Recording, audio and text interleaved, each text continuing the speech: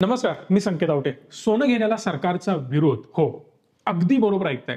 याच गोष्टीचा आपण फायदा उचलू शकतो. कसा? व्यवस्थित सांगतोय. 1 फेब्रुवारीला बजेट येणार आहे. त्या बजेटच्या आधी बऱ्याच साऱ्या चर्चा, बऱ्याच साऱ्या अप्रूव्हल्स आधीपासून सुरू असतात आणि त्याची चर्चा सुरू होते. आता सुद्धा सेम सुरू झालंय की सोन्याला विरोध आहे सरकारचा. का विरोध करतोय सोन्याला? खरंच सोन्यामध्ये काही गडबड होणार आहे का? याच्याबद्दल सविस्तर रिपोर्ट मी तुमच्यासमोर मांडतोय, पण त्याआधी चॅनलला सबस्क्राईब करून बेल आयकॉनला प्रेस करा, कारण अशा इंटरेस्टिंग व्हिडिओ मी तुमच्यासाठी योग्य वेळी घेऊन येत असतो. आता जर लक्षपूर्वक बघितलं तर सोन्याचे रेट अग्रेसिव्हली आपल्याला वाढलेले पाहायला मिळतात.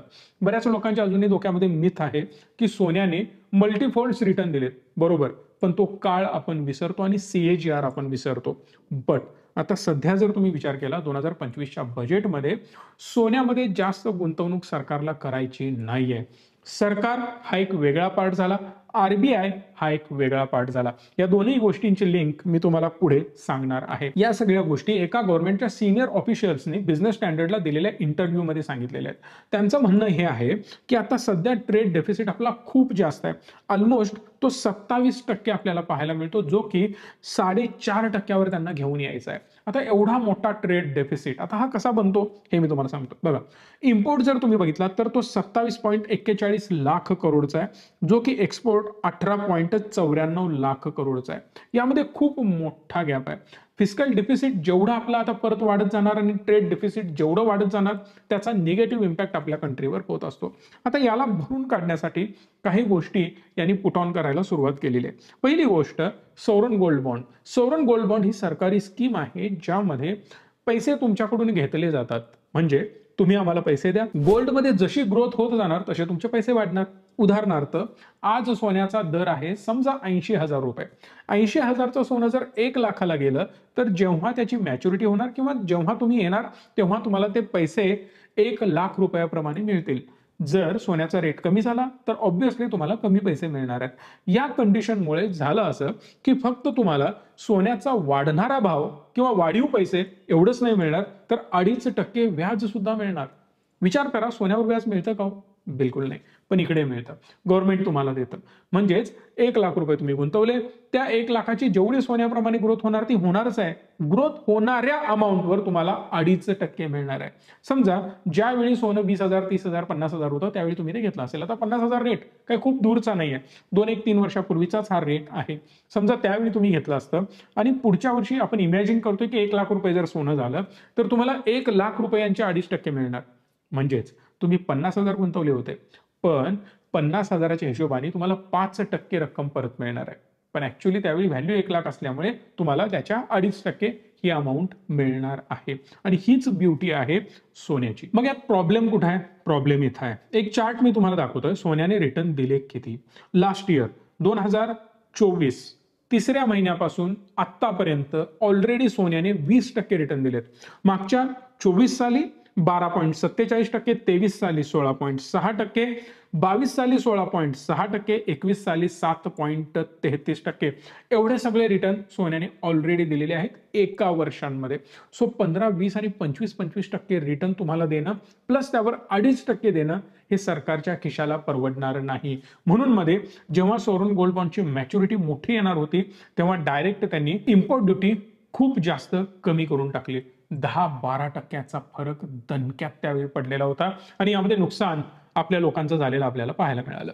मग या सगळ्यामध्ये एक चित्र क्लिअर होतं की सोन्याची ग्रोथ अग्रेसिव्ह होते, त्यामधून रिटर्न अग्रेसिव्ह निघतायत, परतावा सरकारला जास्त द्यावा लागतोय. आपल्या लोकांचं काय? त्यावर GST नाही लागत, मेकिंग चार्जेस नाही लागत, इतर कुठला खर्च नाही, प्लॅटफॉर्म फीज हेवी नाही जात, कुणाला तिथं मध्ये पैसे नाही द्यावे लागत. यामुळे आपल्याला चांगले रिटर्न मिळतात आणि म्हणून लोकांची गुंतवणूक सोन्यामध्ये पण वाढत गेली. बट ओव्हरऑल झालं असं सरकारला जास्त पैसे पे करावे लागले. आता सरकारचं म्हणणं हे आहे की 15,000 कोटीपेक्षा जास्त अमाऊंट आपण आता द्यायची नाही. म्हणजेच 15,000 कोटी रुपयेच बॉन्डच्या स्वरूपात आपण रेज करायचे, ज्यामधले 3,000 कोटी ऑलरेडी त्यांनी रेज केलेले आहेत. म्हणजे याच्यापेक्षा जास्त आता ते पुढे जाणार नाहीत. यामुळे होणार असं की जो खर्च हेवी त्यांच्याकडून होतोय गोल्डवर तो होणार नाही. बरं, यामध्ये यांनी हा डिसिजन का घेतला? तर त्यांना वाटतं की सोन्याचे रेट प्रचंड पुढे जाऊन वाढणार आहेत. हे सगळं आता कशावरून सिद्ध होतं? तर RBIने 8,000 किलो सोनं बाय केलेलं आहे. पोलंडने 21 टन सोनं बाय केलेलं आहे. तर चायनाने 34 टन सोनं बाय केलेलं आहे. एवढ्या जास्त प्रमाणात त्यांनी सोन्याचं बाईंग करून ठेवलेलं आहे. US कडे सगळ्यात जास्त सोनं आहे, जवळपास 8,133 टन सोनं आहे. जर्मनी 2 नंबरला 3,300, Italy 2400, France 2400, Russia 2300, China 2200, Switzerland 1000 आणि इंडियाकडे 854 टन सोनं आहे. इथं आपण हाऊसहोल्ड पकडलेलं नाही, म्हणजेच आपल्या महिलांकडे, पुरुषांकडे घरामध्ये जे सोनं पडलेलं आहे ते जगभरातल्या टॉप 4-5 देशांपेक्षाही जास्त सोनं आपल्या लोकांकडे आजही पडलेलं आहे. तसंच पण त्याचा इकॉनॉमीमध्ये कुठलंही कॉन्ट्रीब्युशन नाही आणि हाच मोठा प्रॉब्लेम आहे.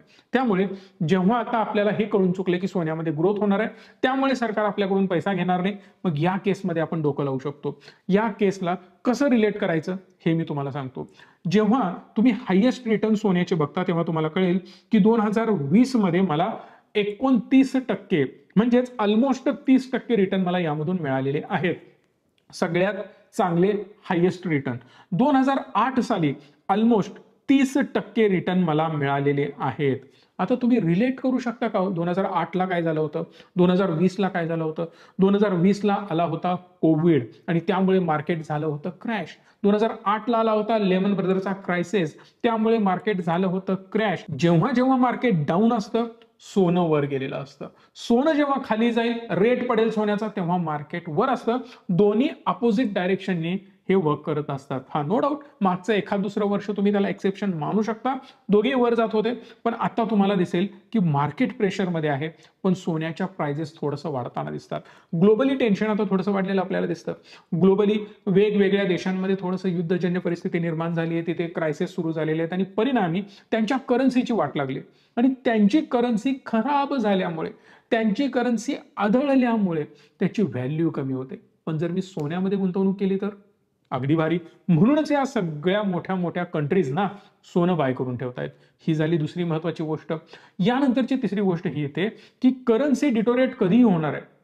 कंट्रीच्या दृष्टिकोनातून बाजूला ठेवा या गोष्टी, पण रुपया आदळला आपण इंटरनॅशनली कायम बोलत असतो जगभराच्या इतर करन्सीच्या तुलनेमध्ये. या केसमध्ये जर माझ्याकडे गोल्ड असेल तर तो नाही आदळणार, कारण इंटरनॅशनल मार्केटमध्ये गोल्डचा रेट एकच असतो. हा, टॅक्सेस वगैरे लागून, बाकीच्या गोष्टी लागून त्याची प्राइस प्रत्येक देशांमध्ये वेगळी दिसेल, बट जनरली एक प्लॅटफॉर्मवर रेट सगळ्याचा सेमच असतो. म्हणजे कुठल्याही देशाची करन्सी आदळली पडली काही फरक पडत नाही. कुठल्या तरी दुसऱ्या कंट्रीमध्ये आपण त्या सोन्याला इनकॅश करून घेऊ शकतो. हा एक सेकंडरी पार्ट झाला. पुढे जाण्याआधी एक महत्त्वाची अनाउन्समेंट, जर तुम्ही अजूनही डीमॅट अकाउंट आमच्याकडे ओपन केलं नसेल तर डिस्क्रिप्शन मधून ओपन करा. या नंबरला कॉल करा. तुम्हाला मिळणार आहे फ्री ऑफ कॉस्ट कोर्स, जो की कुठेही या लेवलचे कोर्सेस फ्री ऑफ कॉस्ट मिळणार नाहीत. इझिली 30,000 50,000 रुपये तुम्हाला चार्ज केले जातील. ती गोष्ट आम्ही फ्री देण्याचा प्रयत्न करतोय. सो लवकरात लवकर नंबरला कॉल करा किंवा डिस्क्रिप्शन मध्ये लिंक करून एक डीमॅट अकाउंट ओपन करा आणि त्याचा ऍक्सेस घ्या. प्रत्येक महिन्याला बॅचेस होत असतात. त्या प्रत्येक महिन्याच्या बॅचेसमध्ये तुम्हाला ज्या ज्या बॅचला ऍड व्हायचं आहे तेव्हा तुम्हाला ऍड केलं जाईल. शेवटी प्रश्न निर्माण होतो, नेमकं आता मला करायचं काय? ओव्हरऑल मार्केटमध्ये आता थोडंसं आपल्याला प्रेशर पाहायला मिळतं. हे तुम्हालाही दिसतंय. मार्केट थोडंसं थंड आहे, शांत आहे, कारण म्हटलं हे जात आहे जीडीपीचे आकडे थोडेसे खराब येऊ शकतात. आणि दुसरी महत्वाची गोष्ट ही जी काही कोविड सारखी आता परिस्थिती आणि त्याची हवा बनवली जाते, मी शब्द हवा वापरतोय बरं का, कारण त्याला खूप जास्त आता फुगवलं जात आहे. तेवढीच परिस्थिती आता लगेच निर्माण होईल की नाही याबद्दल मी वक्तव्य करणं चुकीचं ठरेल, त्याला जज तुम्हीच करू शकता. सो हा जो थोडासा पोर्शन आहे ना, कारण आता पुढचे आकडे पण येणार आहेत क्वार्टरली, यामुळे थोडंसं मार्केट प्रेशरमध्ये राहू शकतं. याचा फायदा आपल्याला उचलता येईल. म्हणजे काय, समजा मी एक सर्टन अमाऊंट इक्विटीमध्ये पार्क करतोय. आता ही पार्क करताना म्युच्युअल फंड थ्रू करायची किंवा डायरेक्ट डीमॅटमधनंही तुम्ही करू शकता. तुम्हाला आमची मदत हवी असेल तर आम्ही आहोत. म्युच्युअल फंडमध्ये इन्व्हेस्ट करण्यासाठी आम्हाला तुम्ही कॉल करा, डेफिनेटली आम्ही तुम्हाला हेल्प आउट करू. आता या सगळ्या केसमध्ये काय होतं लक्षात घ्या, जर मी म्युच्युअल फंडमध्ये इन्व्हेस्ट करणार आहे तर म्युच्युअल फंडमध्ये इक्विटी पण आहे, डेट पण आहे, गोल्ड पण आहे, इतर प्रेशियस मेटल्स पण आहेत जसं सिल्वर वगैरे आहे. आता या केसमध्ये मी काय करणार, जर मी एक 100 रुपये इन्व्हेस्ट करणार आहे तर त्यातली सर्टन अमाऊंट, कोणी 50 करेल, 60 करेल, 70 करेल, 80 करेल, जी इक्विटीमध्ये जाईल आणि 20-30 रुपये वगैरे जे काय असतील ते गोल्डमध्ये जातील. यामुळे फायदा असा होणार, मार्केट खाली, गोल्डची अमाऊंट माझी वर. एक अशी वेळ येईल की यात माझे पैसे साठत साठत वाढतील, प्लस रिटर्न सुद्धा वाढतील. इकडे माझे पैसे साठत साठत निगेटिव्ह दिसतील, मार्केट पण खाली जाईल. पण त्या केसमध्ये एक अशी वेळ येईल की आता मला वाटेल की मार्केट आता थांबलंय, काही टेन्शन नाही आहे, सगळं काही सुरळीत झालंय. आता एक बॉटम जन्य परिस्थिती निर्माण झाली आहे. बॉटमजन्य परिस्थिती म्हणजे काय?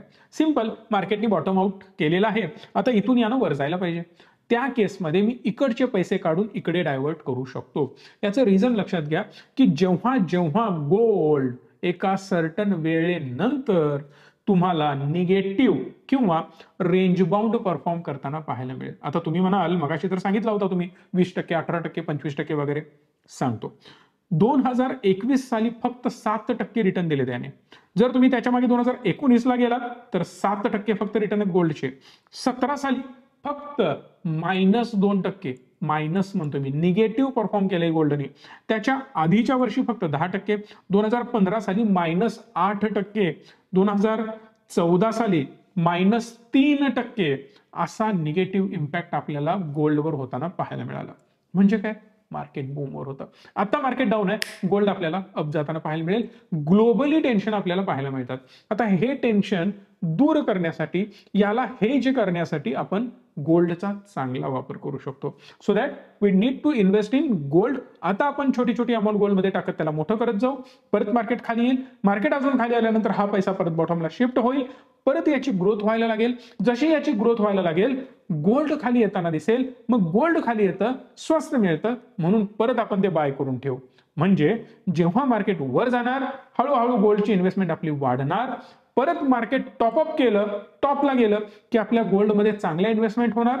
गोल्ड वर जायला चालू होईल, मार्केटच्या इन्व्हेस्टमेंट आपल्या हळूहळू कमी होत गेलेल्या होत्या, त्या परत खाली येताना वाढतील आणि इकडचा पैसा शिफ्ट होईल परत मार्केटमध्ये. अशा प्रकारे हेज करून ही स्ट्रॅटेजी आपण रन करू शकतो. तुम्हाला जी काही मदत आमच्याकडून लागेल या नंबरला कॉल करा. चॅनलला सबस्क्राईब करून बेल आयकॉनला प्रेस कराल आणि मॅक्सिमम लोकांपर्यंत हा व्हिडिओ पोहोचवाल याची मला खात्री आहे. धन्यवाद. Stay tune and stay positive.